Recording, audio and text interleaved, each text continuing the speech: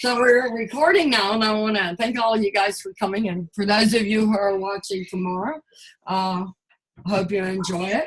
And anybody got anything they want to say before we start? If my birds are too loud, I'll shut the doors, okay, the sliders. I tell you what I can do, Marsh, when that happens is I can just mute you a little bit. And then when you want to speak, you just come right back in. And then you don't have to even worry about it. You can turn mute on and off. So you don't have to worry about your birds. If I hear them, I'll just mute you and you can unmute. You got what I'm saying? Okay, but if they're too loud, I can still close the slider, so Yeah, you won't hear them. I hear them, but I just think it sounds like nature. It sounds like your house. Everybody agree? Yeah, I have a problem. Yeah, I love it. I think it's music to the ear. All right. So, Grandma, I just had to ban the fur baby to the main part of the trailer because he saw me turn the computer on and immediately picked up his squeaky and went to going. So. Okay, so let's share my screen. Let's get started. So I started with a new front now. We had all the coaches there for so long. I'm not doing that anymore. Today, we have our team in there, and I like that. Does everybody know who everybody is in terms of how they got into the, I want to move this thing down. Get it down there. Let's go here. Okay, there we go. So Carolyn lives here. The people who live here in the cove with us are Carolyn. Marsh lives near here, but she doesn't live here, and Dick as well. Sue and John both live here. They're right next door to me. Lisa's right next door. Rhonda has a place here and down the road. And that's it. Isn't it, guys? Mm-hmm. And me. And then Dorothy is friends with Jan. They've been lifelong friends. And I met Dorothy through Gary and Barbara Grantham. Barbara Grantham's Dorothy's sister. Leslie is the significant other to my nephew, my older sister's son. I was so happy when I saw her get on the challenge. And Joan, of course, is Tony's daughter-in-law. She was married to Patrick. And Colleen belongs to Dick and Marcia. Isn't that everybody? And then everybody knows Lisa belongs to me. Gail is in New York. Joan's son, they have a word for it, and I forget what it is, but he goes and does testing for her. She's some kind of professor. And so I got linked to Gail through Danny, Joan's son. Yeah, that's kind of cool. So points are varied here. I've actually got an email into Meltdown Challenge because there are points that I have accessible to me. They're called family tips or something like that. And then some people don't have them. People's points are getting I asked them, is there something different about the points this time? So we'll see what they come back. We have 187 teams. We are in third place, with first place being Coach Lucy there, and she only has one person on her team. So we're up against our nemesis, Miss Mary Jane Medlock. Maybe we can put a hit out on her at convention. And so we really in second place again. When we first started the challenges, we really made getting the points. We were so focused on that. There were some people that we lost and probably will never get back. And it really isn't about getting in and getting your points. Life happens. And I think if you're up there in third place, and we usually end up second place, I don't think you can really complain about points. So what I want everybody to do is get their points as often as they can. But if you don't get your points, don't make it like you did something to anybody else, because that's not the case at all. We are here to support each other, and we are here to learn. The rest of that is just part of the little game that we're playing. Does everybody agree with that? Yes. Okay, I do too. So, now, where's my keyboard? I need that. As far as the family points, I wish I could remember, but in the very first couple of days, there was something extra that I clicked on that said, if you want you had to ask if you have a family if you want those, and then subsequently then you get it 5 extra points every day. I don't know if that helps anybody. Yeah, I know that's showing up on some, but not on others. So I'm still going to get it clarified. Friends are connected heart to heart. Distance and time can't break them apart. And we see that in the challenges. And it's great that Marcia is in this. She never misses a Zoom. I love that she's taking a break from this challenge, but she always comes in and joins us. And that to me is what that heart to heart is. And then the people who watch this tomorrow, that's the same thing. They feel connected to all of us.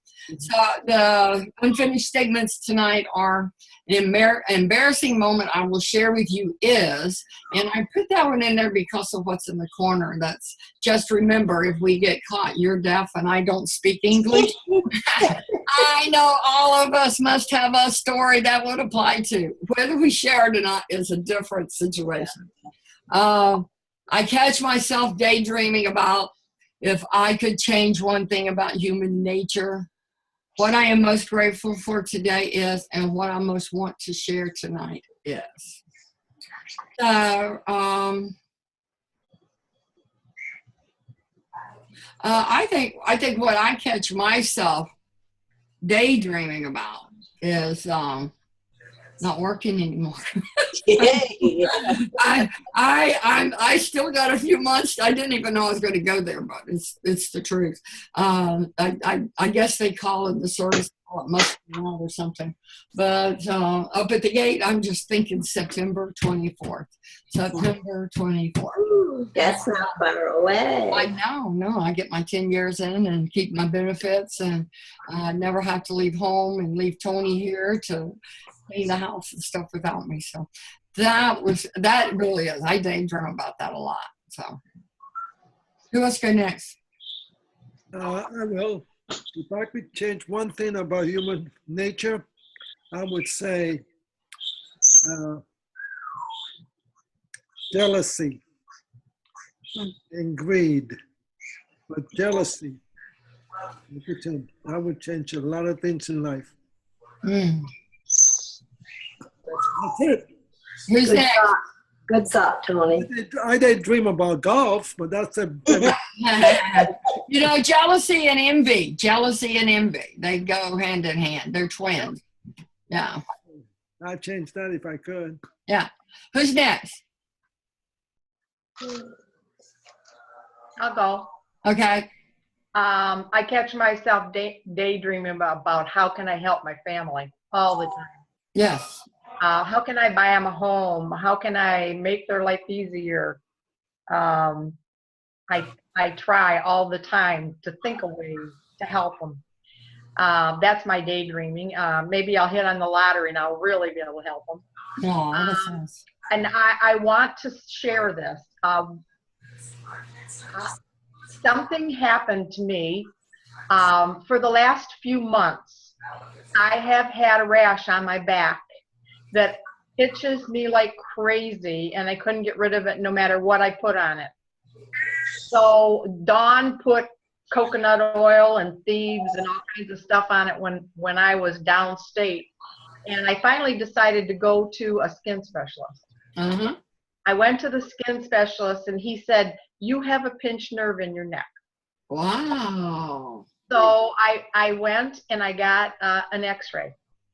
And in 2011, my husband and I were putting away some grass, some equipment that we had cut my son's grass at his office.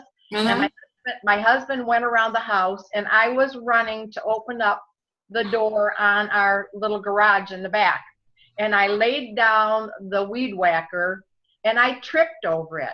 And I hit my head on an incline, a wooden incline to go up into that garage. And I hit it, and I cracked it on my head and my neck.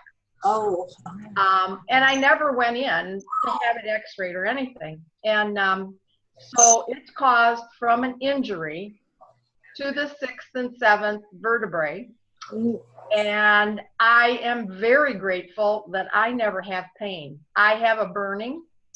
I have this rash, but my son's a chiropractor, so I'm waiting to get adjusted. But there is some damage there, and it shows up in the X-ray. So, but I'm grateful that I don't have pain. Good. Well, Dorothy, Just itching. that would drive me crazy. Oh, well, I already had a pinched nerve in my back when I worked for Home Depot. I had I was a heating and cooling lead generator, and I wore a Train shirt, and I wore that same shirt all the time, and I actually itched through the material on my back, caused from a pinched nerve in my back before. Hmm. So I never knew that could do that. That a I pinched didn't nerve. either. Yeah. Wow. And he said nothing will take the itching away. There's no medication or anything that'll take it away. Just you have to relieve that. It's not topical, yeah. Yeah, it's strange. But anyway, I'm grateful that I'm not in pain. Good. Thanks, Dorothy. Marcia. Okay. I guess what I'm grateful for today and every day actually is my parents. They were generous, and I'm grateful how they provided for me, because otherwise I would not have the life that I have today or be able to live the way I'm living. So this is every day. That's something to be grateful for. I can I never take it for granted. I just always am thankful. yeah. I that's nice. Marsh. Let's see. I think I catch myself daydreaming about that if going back up to see the kids up north for a family reunion and stuff. We haven't done it. Last year we did go up for 4 days or 5 days when Alyssa was leaving to go to camp for MP. Mm-hmm. I would like to go so that we could have a reunion and spend some time there, but it's just right now it's out of the question. But I can daydream about it, and dreams do come true. They do. He says so. Is anybody else popped in after we started that I don't know is there? Has everyone shared? Dawn sent me a message that say hi to everybody, but she's not feeling well. Okay, I know we all worry about her. She gets a candle every Sunday and a prayer every day. So today we're going to talk about dumps. Okay. Has anybody ever been to a dump? Mommy, I have not shared. I'm sorry, I had myself muted. Oh, Lisa, there you are. Well, do you want me to go back? Or you? No, I'm going to piggyback on what Dorothy said. Dorothy, oh my goodness, thank you so much, because I have a spot in between my shoulder blade and my neck that feels like a bee sting, and I have been digging at it. I was about to go see a dermatologist and see, if I had something going on there. But as you're mentioning pain, some of you may have seen that I was broadsided in a golf cart. Yeah. And I know all of you are familiar with my recovery or my improved mental health. Mm-hmm. But something that I have not shared is that I was under the care of a pain management doctor for 13 years. And when I was at my daughter's, I went off of everything. He helped me wean down, but so I haven't done this without a doctor. But so I am now feeling pain that has been medicated for 13 years, and times about 5 months. And so, but something that I'm so grateful for is that I am finding other ways to ameliorate my pain. Good. And one thing in particular I want to share, since the golf cart accident, I have had a headache worse than a migraine that took me to the emergency room, ripping my hair out times a week from Sunday. My head is just killing me, but I keep myself distracted. But I went to the pool the other day, and they were starting water aerobics, and I was just near in tears from hurting my neck, my back, everything. And I said, well, you know what, I'm hurting, so I'm going to do these water aerobics. And it made things feel better except for my neck. So I have now come to the conclusion that I need to start doing, instead of walking and the other things that are stressing my joints out and making my knee hurt, my back hurt, my neck hurt. I need to explore other things. And working out in the water is going to be one of them. When I see the doctor, I'm going to specifically ask of things that I can do in the pool that will help with my areas of pain. And but so I've overcome the mental health issues. Now my struggle is pain. So y'all keep me in your prayers as I'm dealing with this. Oh yeah, yeah. Okay. And I'll keep y'all posted. Yeah, please. I know, right? Because I'm right next door to post for them. So dumps are ugly places. What goes in dumps? Garbage. Yeah, lots of garbage, right? All kinds of garbage, right? All kinds. Oh, Has everybody seen this site where the birds are there picking stuff? Yeah. So lots of junk there, right? Mhm. And then they close the landfill. What happens when they close the landfill? Well, Do they you make, know? What's his name? What'd you say? ski slopes in Michigan. They make ski slopes out of it in Michigan. Oh, okay. There you go. they make what out of it, Dorothy? Ski slopes for Oh. skiing. Yep, they build mountains and then they do. So they do the field for so many years. They build the mountain and then they start hauling dirt in and giving it a facelift. That's what they're talking about here. And then after they give it a facelift, after it's had all that garbage dumped on it for years and years and years, so much that it had become a mountain that they had to level out and then pull fresh dirt in, but still underneath all that dirt, it's all that junk and that garbage they've been carrying in for years. But they have turned it into something that's useful. They have even turned it back into something that's beautiful. Oh, wow. Yeah. So built on top of what used to be a garbage dump. But what does it matter? They have now turned it into something that's useful. And sometimes those houses are built on top of toxic landfills.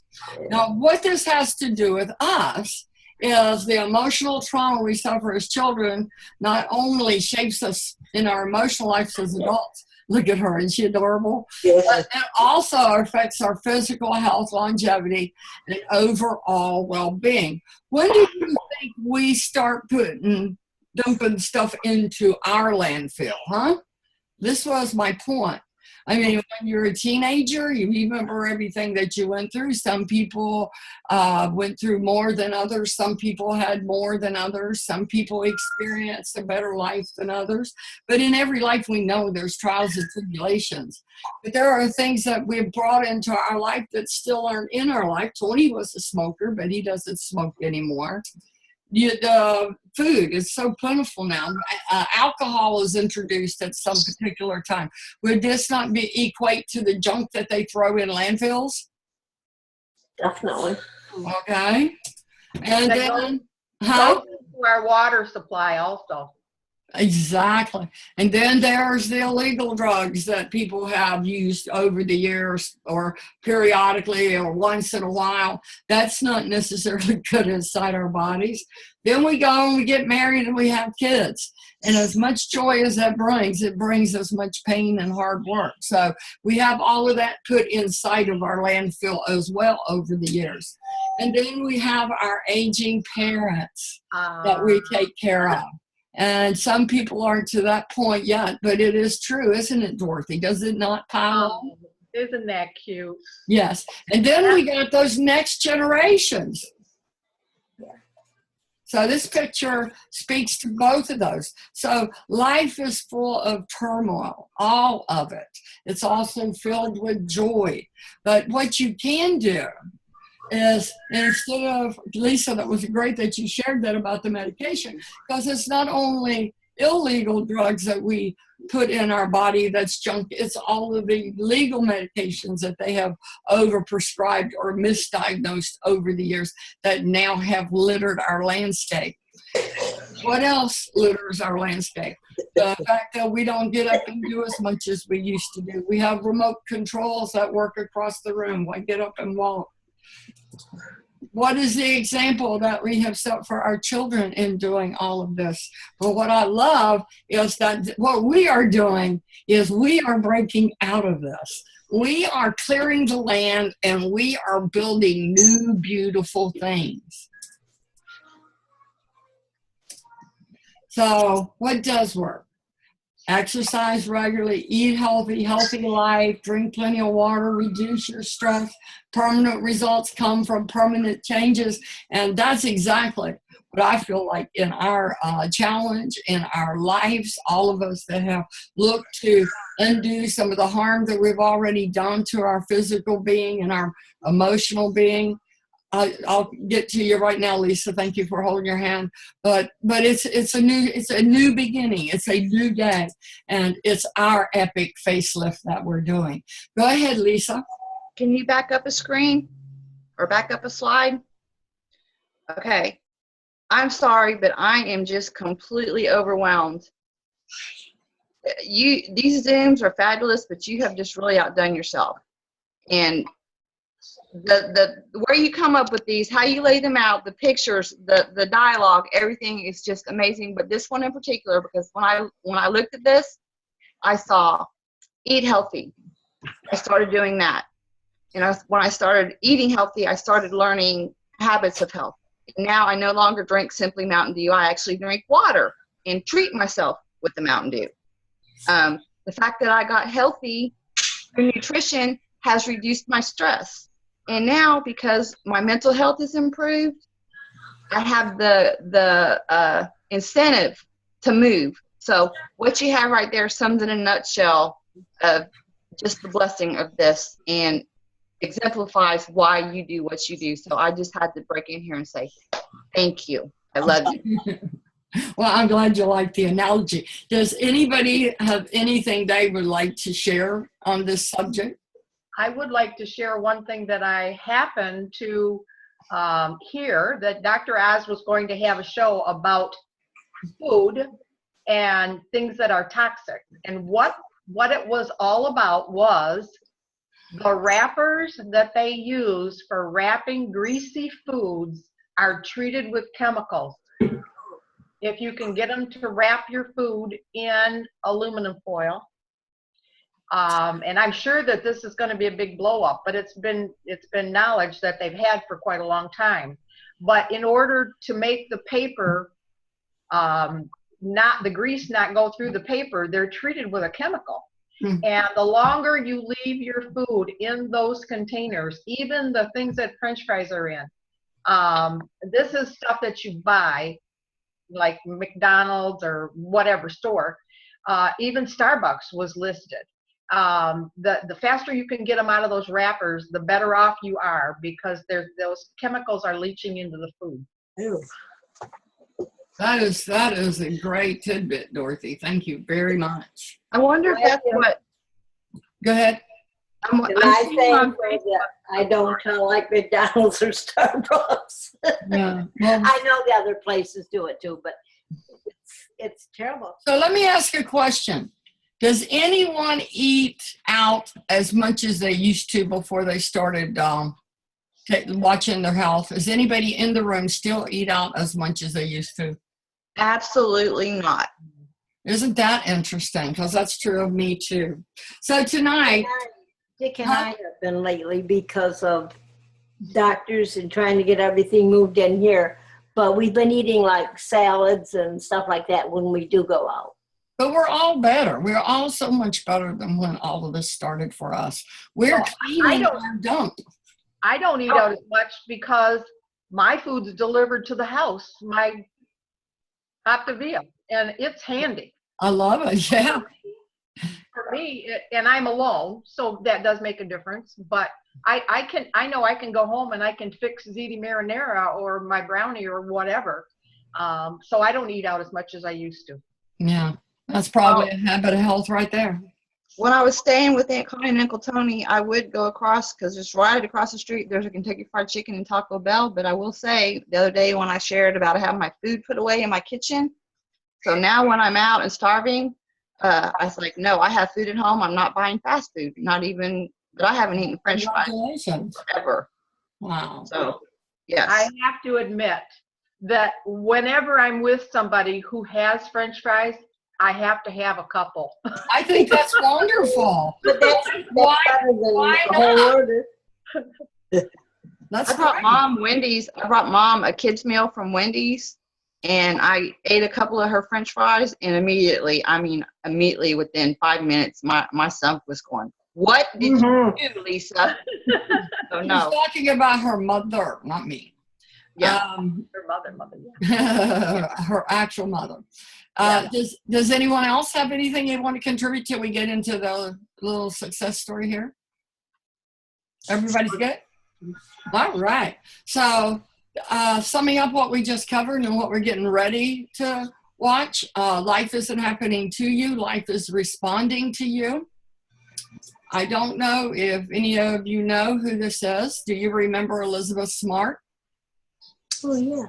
She was taken from her bed when she was 14 years old in the dead of night. She was kidnapped, yeah. Yeah, and her parents were, they're faith-based, and these two people, sick people up here, these two individuals, are the ones who had her for a total of 9 months.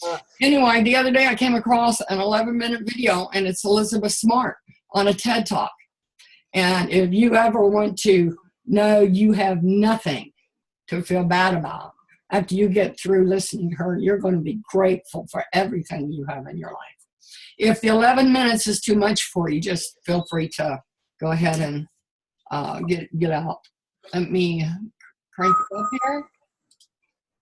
And see, I didn't have to jump off of my screen. Isn't that great? Now if it records right. Oh, you know what? I don't think I shared sound. Let me stop this just a minute. Oh yeah, you can hear it. You might be hearing mine though. Not very loud, though. Yeah, you might be hearing mine because I knew I didn't share it, okay? There we go. I want you to be able to hear it. Oh my gosh, do I? I love TED Talks. Thank you for introducing them to me. I don't know anyone who has a perfect life. Nobody. And I know that every single one of us have our own personal challenges and trials, and there are days when we wish that we didn't have to get out of bed. There are days when we just wish we could pull the covers back up and hibernate. But we all have a choice to make. We have the choice to stay in bed and keep the covers pulled over us, or we have a choice to move forward. When I was 14 years old, nothing special stood out about me. I was just average 14-year-old getting ready to graduate from junior high, very excited. I remember going to bed one night in a room that I shared with my sister, in a bed that I shared with my sister. I remember waking up to the voice, a strange voice, saying, "I have a knife at your neck. Don't make a sound. Get up and come with me." That started a 9-month-long nightmare. I remember this strange man taking me way up into the mountains behind my home, all the while at knife point. I remember being brought so far up into the mountains. We crossed right over the top of the mountain and started down the other side. We were about a quarter of the way down the other side when we came to a grove of trees, and nothing stood out about it, nothing seemed special about it. But he directed me inside this grove of trees, and I remember walking in, and I saw that part of the mountain had been leveled out. There was a tent set up. There were tarps lying on the ground, hanging up in the trees. I remember seeing a huge hole in the ground behind the tent where they had laid logs across the top and then thrown dirt up on top of it. But the most scary part of this whole scene was the woman that emerged from the tent. She brought me in and she sat me down on a bucket where she tried to sponge bathe me and change me out of my pajamas into strange robes. I grew up being very, very shy and very, very self-conscious. And that was just about the most traumatic thing I had ever had happen to me. I remember begging and pleading with her just to let me do it myself, that I wasn't dirty, that I had just showered the night before and that I could change myself. I didn't need her help. Finally, after, 15 minutes probably of begging and crying, she finally just passed me the robes, I wiggled them on. She scooped up my pajamas and she left me alone in the tent, sitting on an upturned bucket. I remember sitting there and crying and thinking of what had happened to me. How had just yesterday I had been at school with my friends? How had just yesterday I had been at home looking forward to graduating, ready to go to high school? How had this happened? How had my world turned from day to night? And what had happened to my family? Had this man gone through my house already and murdered my family? What was going to happen to me? The only thoughts that I could think of were going to happen to me were, he's going to rape me, and then he's going to kill me, because nobody survives being kidnapped. Nobody ever comes home. I have never seen a happily ever after in a kidnapping story. Every story the news repeats, it's always the same. Maybe it's days later, weeks later, years later, a body is found. But that's what happens. As I sat there crying and being so scared, I remember the tent door unzipping, and in walked this man. And he had changed out of the dark clothes he had kidnapped me in, into a robe, just like the one I had on, and he knelt down next to me and he started to speak. And at first, I was so caught up in my own worries and my own fears and what had happened and what was going to happen, I couldn't even begin to think, to listen to what he was saying. Finally, some part of me pulled myself together long enough to hear him say the words that I was now his wife, I was sealed to him, and that I was supposed to perform all wifely duties, and it was time for us to consummate our marriage. Now, I grew up in a very traditional home. My family is very religious. I have been raised to believe that sexual relationships are to be within the boundaries of marriage. And that's what I'd always believed. That's what I'd always intended on following. And so here this man was telling me that I was supposed to consummate our marriage. And I may have grown up in a bit of a bubble. I mean, I may not have been the most forward-thinking 14-year-old in the world at the time. Part of me wasn't even sure I knew what consummate a marriage meant. The other part of me was praying and hoping that it wasn't what I thought it was. I quickly found out exactly what it was. I remember begging and pleading and crying and trying to come up with every reason I possibly could to try to convince this man to let me go, to not hurt me, to just release me back to my family. But nothing I said or did made a difference. I will never forget. He pulled me off the bucket where I'd been sitting onto the ground, where he ripped off the robe I'd been forced to put on, and he raped me on the floor of the tent. Then when he was finished, he got up and he left me alone. And I will never, ever forget how I felt, how broken I felt, how I was beyond all help, all hope, that even if someone did find me, what was the point? I was useless. I was disgusting. I wasn't worth saving at that point. I fell asleep thinking those thoughts, and when I woke up, there was this man kneeling over me again. And this time he had taken a thick metal cable and had wrapped it around my ankle and had bolted it into place so that I couldn't run away. In that moment, I started thinking of all the children whom I'd seen on the news, whose stories always seemed to end so tragically. And I couldn't help but think, they are the lucky ones. They are so lucky. I wish I could be one of those children, because no one will ever hurt them again. No one will ever make them feel like they are worthless or that they're unloved. No one can ever do that to them again. I wish that was me. And that is a brief look of what the next 9 months were. Very early on, I made the decision that I wasn't going to let these two captors win. I wasn't going to let them take my life from me. I would do everything I possibly could to survive, even if that meant outliving them, even if that meant surviving for another 30 years, going through this kind of abuse every day. Thank heavens, it wasn't 30 years. It was only 9 months later. I will never forget the first time I saw my dad after the police had stopped and picked me up. I will never forget feeling that no matter what lay in front of me, it was going to be okay, and that nobody ever again would be able to make me hurt the way that these two people had made me hurt the last 9 months. Best feeling in the world, knowing that someone loves you. The following day, my mother gave me a piece of advice, and I'd like to share it with you because, as I said, we all have trials in life. We all have those times when we don't want to get out of bed. My mom said to me, "Elizabeth, what this man has done to you is terrible, and there are not words strong enough to describe how wicked and evil he is. He has stolen 9 months of your life that you will never get back.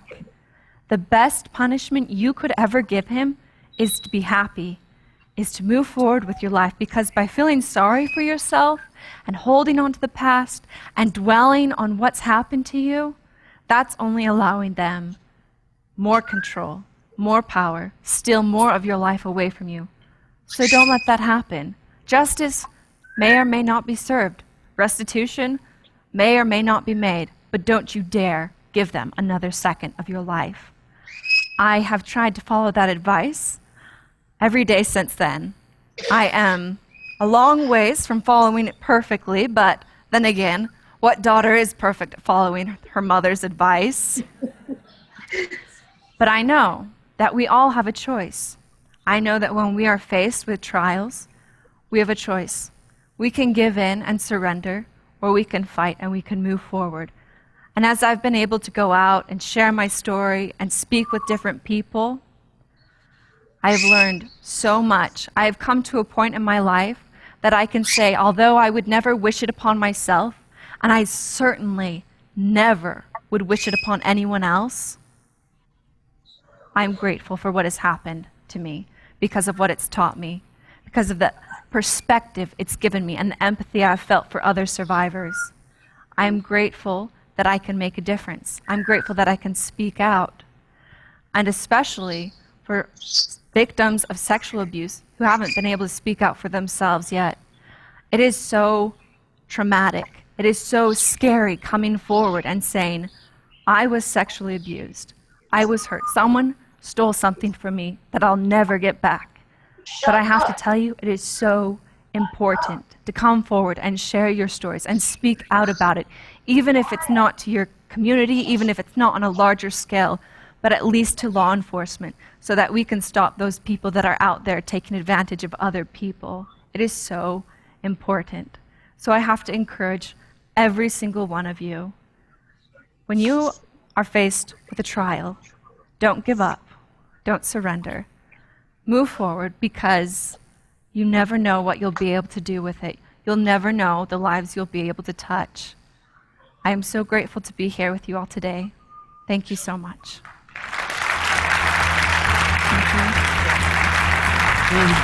That's it. She's amazing. I had, let me bring it back to this. I had never seen the end of that story. But if there is not hope in there for everyone, I've never heard it. Damn.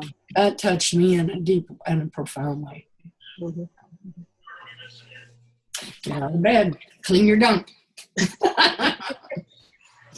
Anybody I so relate to that. I was in awe of, not that I was, had that kind of abuse, but what I had to make choices about.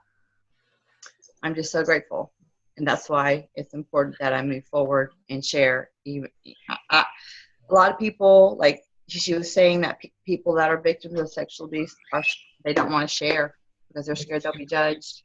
The same thing with mental illness, but I feel in my heart to share because it can help somebody. Just like not that I'm her, but she's speaking out to help others help themselves, and that's what I want to do, is help others help themselves. And don't live in the past. That was very Right. important, she said. True. Don't live in the past. There was something really funny that happened with Lisa when her house burned over in Alabama. So Really? she had, yeah, that doesn't sound like it goes together, does it? So Lisa, when she reminded me of this, when she first, well, I guess maybe even up there when I visited her in Alabama, she told me a story that, she'd stay in her bed. And I don't know because I didn't live near her, so I'm kind of like putting together things she said to me. But she would stay in there for months at a time. Probably close to a year at a time, and didn't venture out, didn't have a human contact. I mean, just the worst place you could be in your life. And her psychologist told her that if your house was on fire, would you still lay there in bed? And Lisa said that was the first time she ever had a light bulb moment. She said she knew that if her house was on fire, she could get up and get out of bed. And then that's what made her get up and get out of bed after that. She would keep remembering what her psychologist had said. If your house was on fire, would you lay there in bed? And she said, no, I'd get up out of bed. So the day her house is burning, she calls me and she says, my house is on fire. I says, what's wrong? She said, no, my house is on fire. Because that's what she'd say to me. My house is on fire. My house is on fire, when she was having a bad day. So she finally said, no, really, my house is on fire. It's burning. Fire trucks are there. So that was funny. That was a misunderstanding that we had that day, but we laughed. Funny. Oh, that is funny. I want to thank everybody for coming. I'm going to stop the recording now.